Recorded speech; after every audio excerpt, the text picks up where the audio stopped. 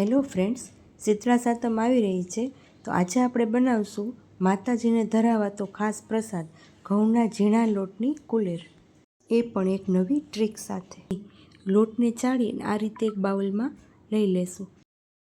1 વાટકી ઘી અને 1 વાટકી ગોળ પણ લઈ લેશું.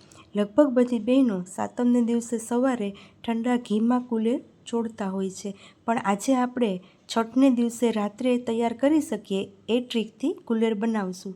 કેમ કે બહેનો સાતમના દિવસે એકટાણામાં ઠંડુ જ જમવાનું લેતા હોય છે. અહીંયા મેં એક પેનમાં ઘી ગરમ કરવા મૂકી દીધું છે.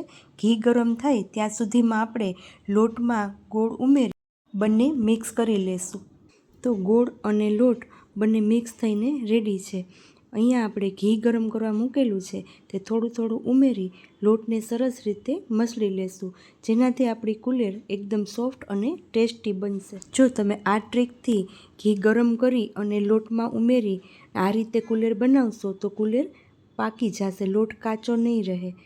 હવે કુલેરને એક ડબ્બામાં ભરી અને આ રીતે હાથથી દબાવીને તૈયાર કરી લેશું. તો આપ જોઈ શકો છો કે આ ટ્રીકથી કુલેર બનાવવાથી કુલેરનો કલર ચેન્જ થઈ ગયો છે, એટલે કે સરસ પાકી ગઈ છે. તો તૈયાર છે પવિત્ર શીતળા સાતમનો પ્રસાદ. જો તમને મારો આ વિડીયો ગમ્યો હોય તો મારી ચેનલને લાઇક, શેર અને સબસ્ક્રાઈબ જરૂરથી કરજો. Thank you.